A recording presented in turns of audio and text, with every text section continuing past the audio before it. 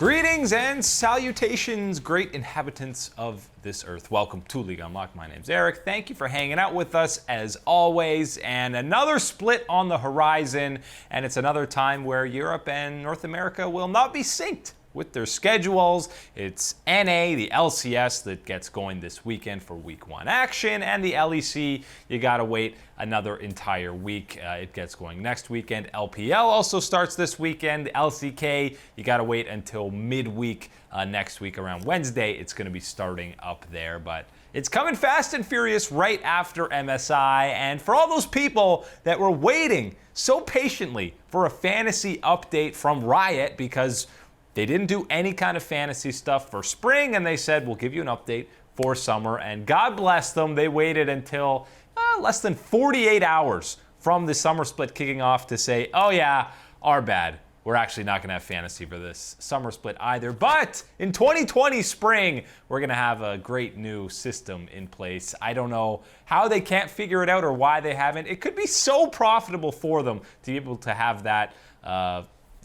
fantasy built in for them by themselves. I don't know why they can't just do it. Maybe they're going to get third-party people. In the end, it's a bit of a disappointment, a bit of a disaster. But if you are very interested in Fantasy League of Legends, don't worry, because we're starting up our daily fantasy previews that we're going to do most, if not every Friday, heading into the first day of action for the LCS, and sometimes the LPL and LCK as well. If you were watching in spring, we did it throughout and had some varying results. Sometimes we did well, sometimes we did terrible, but that is the beauty of fantasy. So today we're going to preview those day one matchups in the LCS and make some picks, and obviously also looking at some of the matchups that we'll have using the DraftKings salary. And we got to start in that top lane. And I mean, the way it works, quick recap.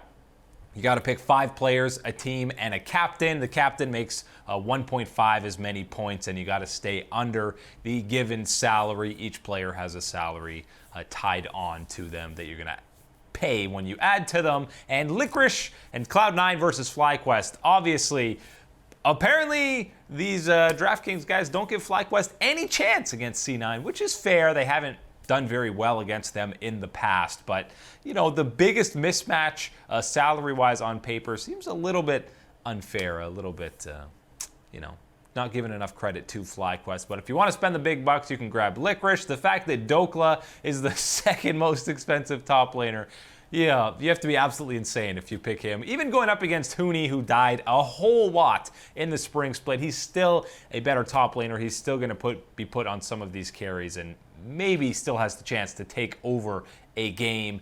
Maybe this is the redemption season for 100 Thieves. So I don't know if I'm going with either of the top two for expensive top laners here. Sometimes you're not really getting the full value points-wise out of that top lane because typically the kill participation for top laners is a lot lower than pretty much every single one of the other roles. So maybe you kind of bite the bullet and go for one of the cheaper guys there. Definitely do not pick Dokla up in that top lane because that just sounds like absolute insanity. Someone like Someday, even when 100 Thieves were struggling so much, was still a pretty decent pick at times in the spring split. Let's go on to junglers. And if you remember last split, pretty much the rankings were the same for every position. It looks like DraftKings have done a little bit of an update and actually changed the values for players based on the actual player. Instead of just going, Cloud9's the most expensive every time, whatever player it is, and FlyQuest is the cheapest, whatever player it is. As you can see, we got changes here. Someday was the 3rd most expensive top laner, but Amazing goes all the way down to number 5, the 5th most expensive. While Xmithy, apparently they like that matchup against TSM. He's the 3rd most expensive. Maybe that's just because Acadian, Grig, not entirely sure which way TSM will start the season. That's why I would definitely stay away from that pick because I'm not 100% confident who's going to be starting there. I feel like it'll still be Acadian, but who knows for sure. Amazing. If you're feeling risky, which, I might be feeling a bit risky to go against CLG in his debut with 100 Thieves, might be an interesting pickup. Contracts, I would not pick him even going up against Echo Fox. He dies so much. He's always near that top 2 to 3 when it comes to total deaths amongst all players in the LCS. Svenskeren might be worth the money here in this matchup, even though Santorin was one of the best junglers in North America last split. Cloud9 likes to get a lot of kills in their games. They like to fight, and I still think they're pretty big favorites.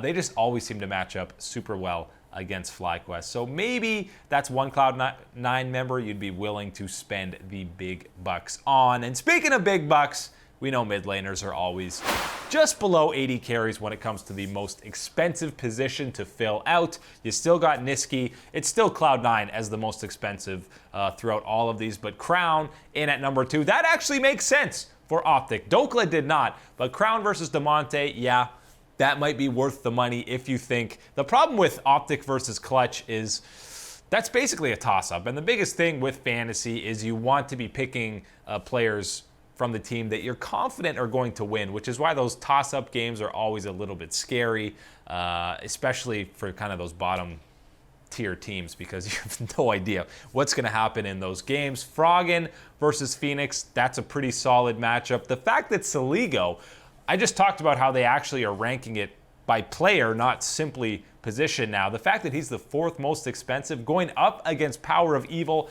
that seems a little bit insane, especially you consider how rough his debuts were. The first couple of games he played on stage with the main roster for 100 Thieves, they did not go very well for him. He was sporting a sub-2 KDA in those matchups, so that's definitely a risky pick. You got to have full faith in 100 Thieves and that slightly revamped roster heading into the summer split.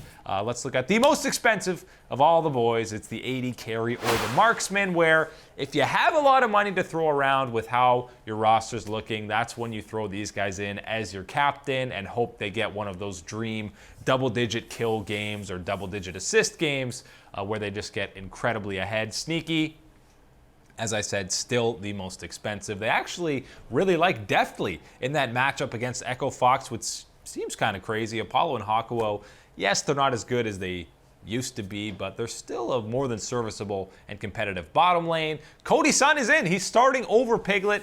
I expect him to be there for the majority of the split. Again, though, I'm staying away from that Optic and Clutch game. Doublelift versus Sven. I mean, whichever team you're more confident in that matchup, it's probably a safe bet to go with one of those guys. And Bang, you would have thought is always a solid pick, but there were a lot of games in spring where he was finishing 0-0-1 or 0-1-1 because 100 Thieves, as we know, didn't like to fight. Hopefully that playstyle completely changes with Amazing leading the charge into a fight, whether it's good or bad for 100 Thieves. At the very least, they should be actually fighting and playing League of Legends instead of just waiting until 25 minutes when every single one of their structures are down.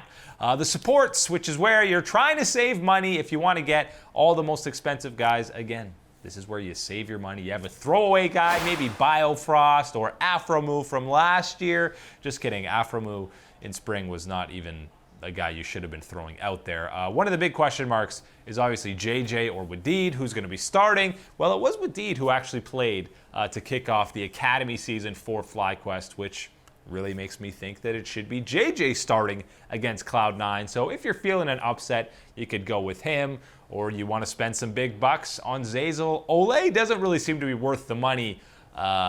Again, they're favorites against Echo Fox, but I'm not guaranteeing a win there. This is still week 1. Who knows what we're going to be seeing? Core JJ, I mean, it's going to be rare that you get him for this cheap, so maybe you're confident in Liquid riding high after MSI, or maybe it's the redemption tour for Afromu, or Biofrost getting not revenge, but putting it to the man that he replaced on CLG. I really don't think that's a story anymore, Afro going up against his former squad, but plenty of options with support. And if you actually have some money left over, then definitely go with Zeyzal, because Cloud9 should win that FlyQuest matchup, especially because they're a little bit salty about how the season ended, I'm sure, in the spring split. But without further ado, let's look at some picks. My picks for week 1. Let's try and start this one off right by having some solid results. Week 1 is always the most difficult because we have no idea which teams are actually going to be good, and you probably won't actually know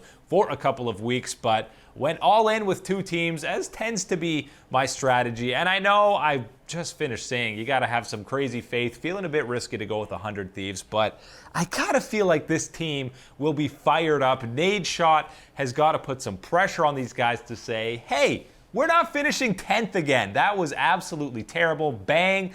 I mean, that is not why he came to North America, although maybe it is for a little bit of a vacation. But him and Afromu, we've seen some boot camping in Korea already for Afro. This guy has been grinding out a lot of solo queue. I think he wants redemption to return to that MVP form. And what better way to start their season than against CLG, because there's a good chance the terrible version of CLG shows up. And then we got a lot of TSM guys as well.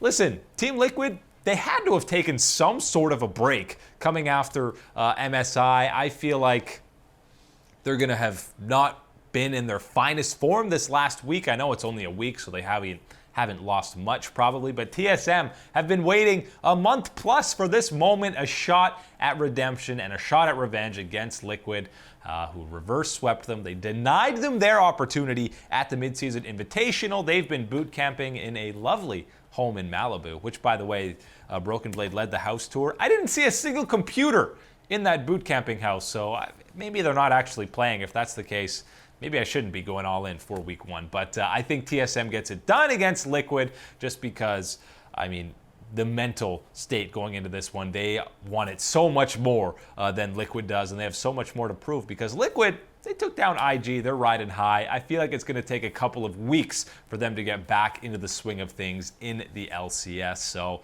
100 Thieves and TSM, we're all in. When we do this for week 2, we can talk about how they both had probably 0-2 weeks or something like that, because that's just the name of the game. We also got some LPL picks. Week 1 gets going. There's only 2 games that'll kick off on the Saturday, which obviously gives you a whole lot less to choose from. And you're probably not familiar with what that logo is that we're seeing there, that beautiful little purple one. Well, it's Dominus eSports. And you're going to say, who the hell is Dominus eSports? Well, it's Sino Dragons from last split. They just rebranded. They have the same roster, and that's who we're going with against EDG. They were inconsistent, and Sino got the better of them. They won that best of in the playoffs, and I think they can do it again against EDG. And really, you're saving a lot of money because EDG are the favorites in that one, but I don't think it's out of the question for Dominus to take them down. And then we're all in on FPX Fun Plus against JDG, who of course are the finalists from the spring split. They took down Fun Plus to get to that result.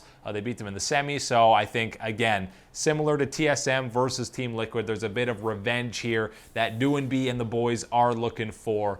So taking him, LWX, and throwing in Chen, because that's all that you could really afford with this roster makeup, and to still get a Fun Plus guy in there as your captain. We know FPX like to get a lot of kills, so whenever they're available and you are somewhat confident in them winning a game or winning a series, they're definitely a safe bet to fill your roster, just flood them with them, because there's lots of kills, not only in the LPL, but especially when Fun Plus is on the Rift. LCK, LEC a little bit later, but those are your week 1 previews and picks. We'll be revisiting those throughout the summer split and redoing them as well. So even though Riot isn't giving you fantasy, you can always hang out here on League Unlock as we do daily fantasy throughout the entirety of the summer split.